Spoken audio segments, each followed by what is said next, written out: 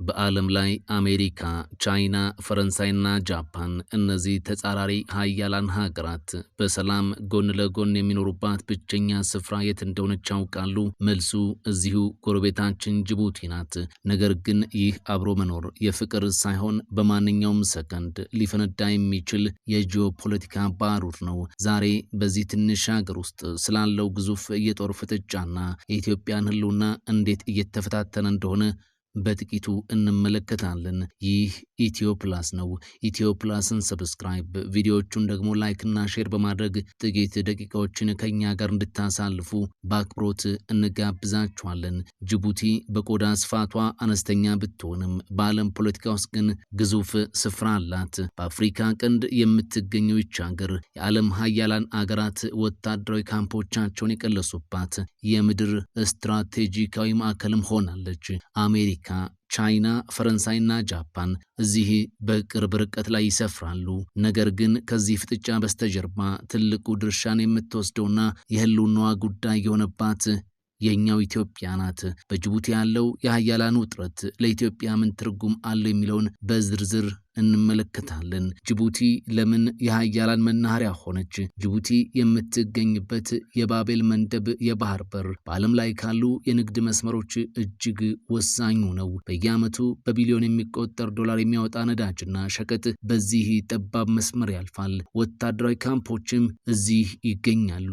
አሜሪካ ብቸኛውን የአፍሪካ ቋሚ ካምፕ እዚህ መስርታለች። ቻይና ደግሞ ከሀገሯ ውጪ የመጀመሪያውን የባህር ኃይል ጦር ሰፈር በጅቡቲ ገንብታለች። ቻይናና አሜሪካ በንግድና በቴክኖሎጂ ያላቸው ፍክክር በጅቡቲ መሬት ላይ ወደ ወታደራዊ ፍጥጫ ተቀይሯል። ኢትዮጵያ ከ95 በመቶ በላይ የውጭ ንግዷን የምታከናውነው በጅቡቲ ወደብ በኩል ነው። ይህ ማለት ጅቡቲ ለኢትዮጵያ የመተንፈሻ ቱቦ ናት ማለት ነው። የኢትዮጵያና ጅቡቲ ባቡር መስመር፣ የኤሌክትሪክ መስመሮችና የውሃ ፕሮጀክቶች ሁለቱን ሀገራት እንደ አንድ አካል አድርጎ ያስተሳስራቸዋል። ጅቡቲ ከኢትዮጵያ በምታገኘው የወደብ ክፍያ ኢኮኖሚዋን ስትገነባ፣ ኢትዮጵያ ደግሞ ያለ ጅቡቲ ወደብ የኢንዱስትሪ ምርቶቿን ለዓለም ገበያ ማቅረብ አትችልም። የሀያላን ውጥረት በኢትዮጵያ ላይ የሚያሳድረውን ተጽዕኖ ቀጥለን እንመልከት። ዋነኛው የደህንነት ስጋት ነው። በጅቡቲ ባሉ ሀያላን መካከል ግጭት ቢነሳ የመጀመሪያዋ ተጎጂ ኢትዮጵያ ናት። የባህር በሩ ቢዘጋ ወይም በውጥረቱ ምክንያት ወደቡ አገልግሎት ቢያቆም በኢትዮጵያ ውስጥ የነዳጅ የመድኃኒትና የምግብ እጥረት በጥቂት ቀናት ውስጥ ሊከሰትም ይችላል። ሌላው የዲፕሎማሲ ጫና ነው። አሜሪካና ቻይና በጅቡቲ ያላቸውን የበላይነት ለማስጠበቅ ሲሉ በኢትዮጵያ የውስጥ ፖለቲካ ላይ ጫና ሊያሳድሩም ይችላሉ። ኢትዮጵያም ከአንዱ ጋር ስትወግን ሌላኛው ጥቅም እንዳይነካባት መጠንቀቅም እንደሚኖርባት ይነገራል። ይህ የሚዛን ፖለቲካም ለኢትዮጵያ ዲፕሎማቶች ትልቁ ፈተና ነው። በጅቡቲ ያለው የሀያላን መብዛትና የወደብ ኪራይ ዋጋ መጨመር ኢትዮጵያ ሌሎች አማራጮችን እንድትመለከት አስገድዷታል። የበርበራ ሶማሌላንድ፣ የላሙ ኬንያና የኤርትራ ወደቦች ጉዳይ በኢትዮጵያ አጀንዳነት የተያዙት በጅቡቲ ላይ ያለውን ስጋት ለመቀነስ በሚል ነው። ኢትዮጵያ ከዚህ ሁኔታ ምን ማትረፍ ትችላለች የሚሉትን እንመልከት። ምንም እንኳን ስጋቶች ቢኖሩም ኢትዮጵያ ይህንን ሁኔታ ለጥቅሟ ልታውለው እንደምትችልም ይነገራል። አንደኛ፣ የመሰረተ ልማት ግንባታ ነው። ቻይና በጅቡቲ ያላትን ጥቅም ለማስጠበቅ ስትል በኢትዮጵያ ውስጥ ግዙፍ የኢንዱስትሪ ፓርኮችንና የባቡር መስመሮችን ትገነባለች። ሌላው ስትራቴጂካዊ አስፈላጊነት ነው። ሀያላን ሀገራት በጅቡቲ ለመቆየት የኢትዮጵያን ሰላምና መረጋጋት አብዝተው ይፈልጋሉ።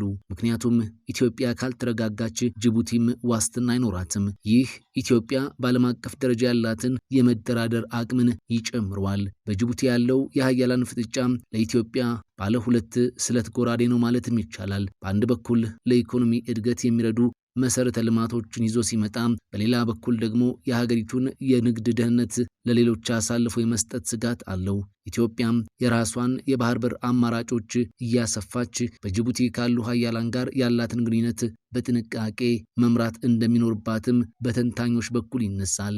ጅቡቲ በዓለም ላይ በቆዳ ስፋቷ አነስተኛ ብትሆንም የዓለምን ግዙፍ ጦር ኃይሎች በአንድ ላይ ያስተናገደች ብቸኛዋ ትንሽ ሀገር ናት።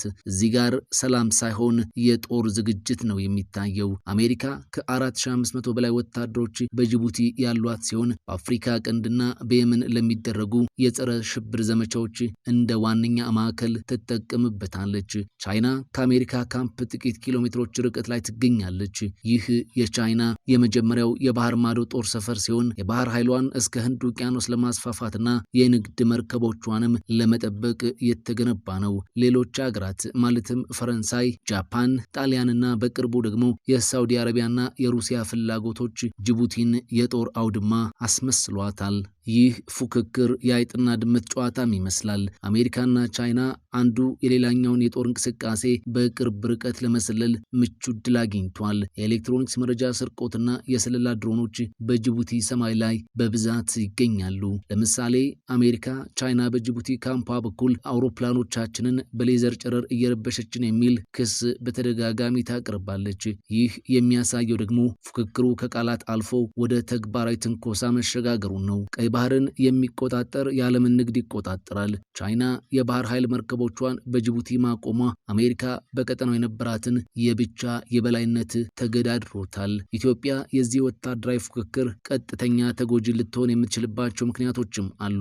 አንደኛው የጦርነት ቀጠና መሆን። በሀያላኑ መካከል በታይዋን አሊያም በሌላ ዓለም አቀፍ ጉዳይ ግጭት ቢቀሰቀስ ጅቡቲ ቀዳሚዋ የጦር አውድማ ትሆናለች። ጅቡቲ ከተመታች ደግሞ የኢትዮጵያ ኢኮኖሚ በሰዓታት ውስጥ ቆመ እንደማለት ነው። ሀያላኑ በጅቡቲ ያላቸውን የበላይነት ለማረጋገጥ ሲሉ በኢትዮጵያ ውስጥ ያሉ የፖለቲካ ኃይሎችን እንደ መጠቀሚያ ሊያደርጉም ይችላሉ። አንዱን ወገን በመደገፍና ሌላውን በመቃወም ሀገሪቱን የፍላጎቶቻቸው ማስፈጸሚያ ሊያደርጓትም የሚችሉበት አጋጣሚዎች አሉ።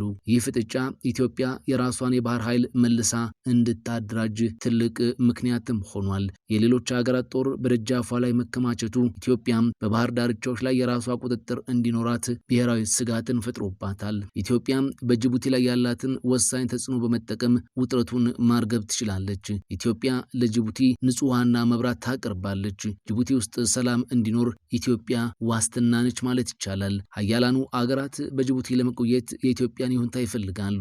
ይህ ለኢትዮጵያ ትልቅ የዲፕሎማሲ ካርድ ቢሆንም በሁለት ጎራዎች መካከል ተገኝቶ ገመድ መራመድ ግን እጅግ አደገኛ እንደሚሆን መገመት ይቻላል። በጅቡቲ ያለው የጦር መሳሪያ ክምችት ለቀጠናው ሰላም ዋስትና ሳይሆን በማንኛውም ጊዜ ሊፈነዳ የሚችል ፈንጂ ነው ተብሎም ይቆጠራል። ኢትዮጵያም ከዚህ ፉክክር ራሷን ለመጠበቅ ወደብን ማብዛት ብቻ ሳይሆን ወታደራዊና ዲፕሎማሲያዊ ጥንካሬዋን ማሳደግ ግዴታዋ እንደሆነም በተንታኞች በኩል ይነሳል። ይህ ኢትዮ ፕላስ ነው። ኢትዮ ፕላስን ሰብስክራይብ፣ ቪዲዮዎቹን ደግሞ ላይክ እና ሼር በማድረግ ስለምትደግፉና ስለምታበረታቱን ከልብ እናመሰግናለን።